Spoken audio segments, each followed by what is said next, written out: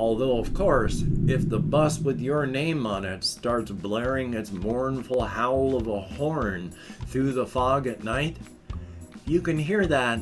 Yeah, no way to avoid it. You're going to get smeared across the landscape. Now listen here, duct tape. We got a job to do and we are going to do it. So tighten up the tape on your heads and we are going in. Well, howdy, nearly senior citizen here. Greetings, boys, girls, and to all of our non-binary friends, and welcome to this, a gray, wet, and rainy daylight savings time day. Yay! Went and fell back for an hour, and I both gained and lost time because I went to bed late and stayed in bed an hour later. So, thumbs up, I'm behind. Hopefully your day is going well. Yeah, it is cold and damp and gray and raining outside. Very, very, slimy. Biofilms. Little Ghost here is still doing as okay as he can do. I am doing as okay as I can. I'm very tired this morning. Thumbs up for that, but hopefully you are doing well. And of course, front-loading of videos. Hey, if you could toss me a like, that'd be very cool. If you could subscribe to the channel, that'd be awesome. If you could leave me a comment, even any comment, even for the algorithm, that would be double plus good. And I would like to thank each and every one of my Patreon patrons. These literally beautiful and literally awesome people are, in fact, literally beautiful and literally awesome. Without their help, I and my pets would be hosed like Christmas monkeys, and trust me, that is not a way you want to be hosed. No, indeed.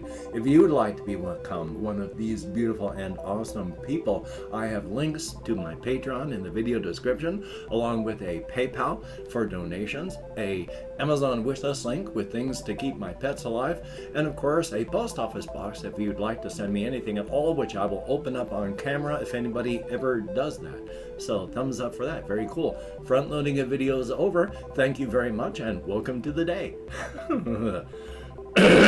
Excuse me. Hokey smokes. I'm going to do a quick talk about some of my solo RPGing stuff. I went up to the library yesterday. I got the rest of the stuff that I needed to get printed, and then I went to Walmart and I got back and I had the whole rest of the day ahead of me, which is weird. I'm so used to doing my walkies at night that when I've just got a whole afternoon and evening ahead of me with nothing to do, it's a routine change. Life is life, though. You got to do what you got to do. As well as, I don't have them here, but for NoteQuest, I cut out a couple pages worth of cardstock little things so that I can put them down as just a visual reference for what the map looks like. I'd like to actually do that for the games that I'd be doing, but I'd kind of have to set up another table because there's no room on the little bit of space that I have. The way that I've got the camera set up, and the only way I can right now, there's just no room to put a little map thing as I build it. Such is life. I'll work on that. But one of the other things I did is I finally, you can't really see because of reflections, but I wrote the names of these things so that I don't just have to guess anymore.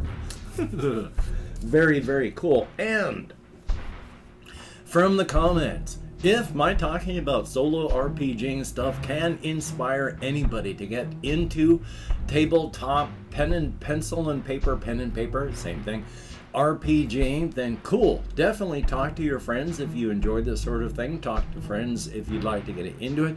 Talk to people online or in person. If I can inspire people to get into it, then very, very cool. Definitely a thumbs up.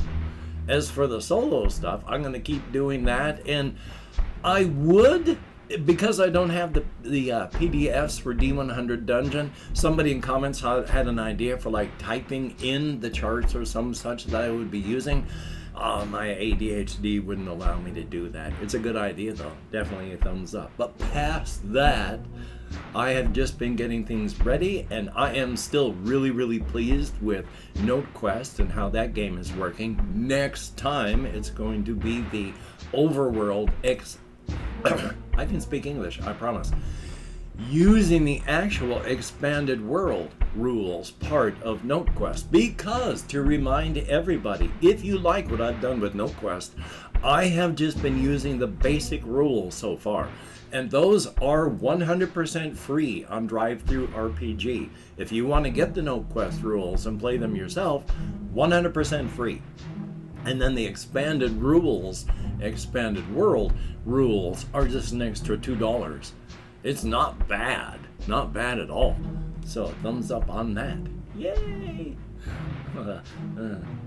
But past that though, I have not much else. I spent the day yesterday I did have some falling asleep issues, hokey smokes, for some times, and then I ended up drooling every time I fell asleep at this one point. And when I finally was able to shake myself awake and then stop falling asleep, I drooled all over my shirt. It just dripped off my whiskers onto my shirt. Yay! I do so love falling asleep like that. Just going, because especially my neck frickin' was killing me by the end of the night. Because when your head is heavy and just hanging on your neck like that, ugh. So it was great that way. My neck is still sore today. I'm clean, and of course I've changed my shirt, but past that, I went, as stated, on walkies, got really tired and sore by doing it in the daytime. I tried to be as creative as possible in my thinking, but along with the disruption and such, it's harder for me to think about my creative stuff when I go through daytime walkies, because there's so much more happening in the world. And I've got so much more that's an actual, I'm going out into the world for something instead of just going for walkies, and if I remember to grab something, I can do that. So, I wasn't able to do a whole lot of creative thinking. Also, I need to go pay my rent today. Oh boy. So, thumbs up on that. It's not that far away. My rental company that I paid to is in downtown Shelton, so it's like maybe a mile. So it won't take long to walk there, walk back. I'm not going to do a full walkies to Walmart from that, but at least I'll get that done. I'll be able to come back and try and get some more regular routine back in my life. Speaking of regular routine, of course, as stated, I know there is no great or any demand for my content, and I produce all this for routine and habit and for having a form and structure on a life that is otherwise formless and structureless. So, I mean, I know nobody really cares. And when I say nobody really cares, I mean the large bulk of everybody. There are some people, of course, that are interested and do care, and thank you for watching. It is appreciated. I just mean, well, on the probability curve, you know, there's those that do watch, and then there's everybody in the middle. So thank you for being on the far end of the probability curve. It is appreciated. But I enjoy playing games, but I do them because it's form, structure, and I'd like to continue and play them all the way through. My ADHD won't allow me anymore. I was only able to play and finish the game Dead Island because I played it in the first couple months of my starting Ritalin. I can't play and finish games otherwise. And even though I am taking a blood pressure med that is also an ADHD med, Wellbutrin, an antidepressant which also helps with ADHD, and I take caffeine tablets, my ADHD is severe. I cannot put in the attention span over such a long time to be able to do it, and I hate ADHD because of that. So I've done my best. I wanted to do Morrowind, but things started to happen, and I wanted to continue with Oblivion, but of course things have happened. Arena, things have happened. I do the Doom things because they're mostly one-offs, because they're just about the mods and the total conversions, where I don't have to do it all the way through because I'm just showing off a thing. Oh, ADHD is fun. One of the reasons I'm able to stick with all this stuff, of course, right now is I'm just hyperfixating, which hopefully I'll be able to continue, if not to hyperfixate, but just to fixate enough that I don't stop doing it, which I can't see myself doing right now. It's become enough of a habit to be involved with the solo RPG stuff. But I mean, I'm to the point where I set up these little wooden table things, wooden end table slash dinner table type things, and then I'm actually drawing lines on paper and then cutting out little room sheets. So yeah, hopefully I can keep that up. I don't want to stop. Yay! And of course, on to now, as best I can, the creative stuff, after I try and cough a lot. One of the things I had to laugh about at myself is I have a tendency, and I never realized why, but it's just where I am on my own particular autistic person spectrum. But I tend to info dump and get very pedantic and scientific about some things, as in being dispassionate when I talk about them. Still being passionate, just using dispassionate terms. Like when I say, yes, it is terrifying when a 130-pound, 5'6" gal comes over and bodily devours a 225-pound, 6'3" man. But that's, yeah, very dispassionate. What does that tell you? It tells you that, well, there's a person and a thing, and this one can eat this one. But what does that tell you? Not much, other than just blatant, bare facts. But I was laughing and thinking about it while I was on walkies, and put in human terms, because we are human, even me. It would be along the lines of, instead, you are walking with your friend. They are a gym person, built 6'3", 225 pounds. You're walking through the park and just talking. You've been at the gym. You've had some good stuff going on. You're nowhere near as big as your friend, but you know, you're bulked. But you're there just walking and talking, and then suddenly the both of you just stop. And you don't really know why, but it's just you feel this sense of just sudden dread. And just like, oh my God, claustrophobic creepiness, and just a sense of growing tension. And both of you turn to look at the bushes, and you're not sure why. There's nothing over there, but then the bushes part. And it's kind of a cooler day.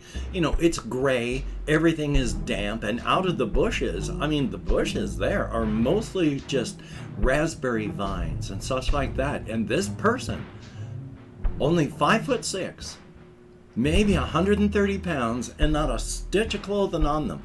And it doesn't look erotic because they are covered in mud and dirt, hair in disarray, and the vines are just wrapping around them, pulling and going off around them, and not a single scratch on them as they walk out. Right at you, walking toward you, eyes on you. And again, that sense of just dread and tension is building, and you've kind of felt that before at night when you've passed dark places, abandoned houses, such like that, just bad, creepy feelings. And that's what's going on right now, and you can't move. In life, real life, they talk about fight or flight as a reflex. It's really fight, flight, or freeze. And freezing happens a good 75% or more of the time. Fight or flight, if you're lucky, you're likely just gonna freeze, unable to move. Some people go near catatonic for days after a traumatic experience. You're stuck, both of you. You can't move. You're so creeped out. Fight, flight, freeze. And this naked 130-pound, 5'6" gal covered in mud and dirt walks up to your friend, appraises them, and smiles with way too many very sharp teeth, and then takes a big old bite right out of your friend, big as a coconut. Blood, violence, screaming that your friend does, tries to get away, but this 5'6" person just has a grip on their arm and they are not moving. Another bite, more blood. You want to do something, but oh my God, you can't even move. And you are flooded but terrified. You want to run, you want to do something. People around you in this park, and they're not even looking. And your friend is screaming and trying to get away. And the next thing you know, their arm comes off of their body with another spray of blood and a scream that fills the air. And this person, this thing, just shoves that arm down their throat, almost to the elbow, from the shoulder, bites it off, swallows. 3 bites, that arm is gone. And your friend, well, they're screaming, just not as much, on their knees now, and they're biting more chunks out of them. And you want to run. Finally, maybe you can do something. You get half a step and you're stuck. And by this time, your friend has stopped screaming. There's just spattering blood, falling organs, chunks of meat. This 5'6" gal, coated in blood and gore, just biting, chewing, swallowing. And before you can even think, your friend is gone. Nothing left but blood. A few chunks, scraps of fabric, and this 5'6" gal, now with a bloated belly, is licking the blood off of her arms and looking at you, and then walks away. And when you can move, a half hour later, when people are coming over to help you because you're just standing there coated in blood, you are going to be traumatized for quite some time. Being in the victim pool sucks. Yeah, I like Polly. And that was what would happen if Polly just decides to devour somebody in a park like that. I like Polly. I'm also a human being and a member of the victim pool. I also don't like Polly. I like but do not like my cryptids. I mean, I like them. I think they are, in the terms of the story, from the things that I've mentioned about them and what would happen if we weren't here, yes, I think the cryptids are better than us in every way. They have all of our potential plus more because of this cryptid energy. And they have extra capabilities. They just can't use them with us here because then they become shackled to us, just distorted and warped mirror reflections of us. Without us, yeah, they eventually can. By the time they hit what we would call the 1950s, they've already colonized the entire solar system and working on making it a utopia. By the time, far off in the future, but they do manage to create a utopia and colonize 1,000 galaxies. Yeah, I think they're better than us. But as long as they are shackled to us, they are nightmarish beasts. I like them. I love them a lot. I hate myself for what I'm doing to them. But with them being just distorted and warped funhouse reflections of us, they are nightmarish monsters. So yeah, I love them. But I hate them at the same time. I like Polly. She is really, on cryptid terms, a very good person, trying her best. But of course, when you're looking at it from the victim pool, oh my God. And I've opened up 24 hours for the comments in my community tab. I'm going to go through and thank however many people have left me comments in the past 24 hours. If I mispronounce the username, no disrespect is intended. And even though I have talked, count in American Sign Language. You've just seen how my brain works. And of course, two things. First, if you've watched this far, thank you so much. It is appreciated. Nobody forces you. The vast bulk of people stop watching after a minute and some. So if you're still watching, you have done it of your own volition, and it is greatly appreciated. And number two, I still forgot to talk about how I've almost died in the past month twice. So hopefully I'll remember tomorrow. Now let me open my Chrome. We have Chris, thumbs up, thank you very much, and hopefully more soon. We have JAYY, greatly appreciated, and yeah, oh boy, yeah, and I keep walking, but that weather. Cake, thumbs up, thank you, and one day I'm actually going to answer your questions, I do promise. And Flora Mew, who actually quite a few things that I want to talk about, but I really hate executive dysfunction as well. Thank you very much, greatly appreciated, and very good to see you in the comments. Jesse Koskinen, thumbs up, good to see you as well, and I hope I have inspired. And then we have Ben B, greatly appreciated, thumbs up. Ice Damon, whom I have not seen for some time in the comments, but good to see you. Chad DEDALZIEL, there we go. 8 people who left me comments in the past 24 hours. Thumbs up and thank you. It is appreciated. You get me out of my head and into the world and dealing with real people, if only in text and if only, as like today, for a very short time. But it is appreciated. Thumbs up and thank you. So today, still being Sunday, I'm going to do my best to, well, not stress myself out and try to relax and maybe get some sleep so I don't fall asleep in my chair and drool all over myself again.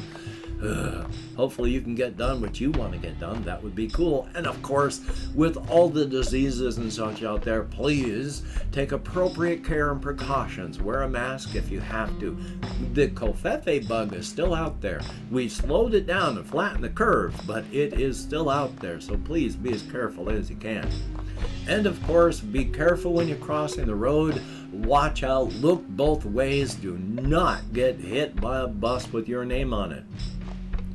Although, of course, if the bus with your name on it starts blaring its mournful howl of a horn through the fog at night, you can hear that. Yeah, no way to avoid it. You're going to get smeared across the landscape. It's not going to be pretty, oh boy, but at least it'll be fast. So, until we meet again, you take care. Have a great day today. I will see you on the flip side, and that is indeed a very good thing.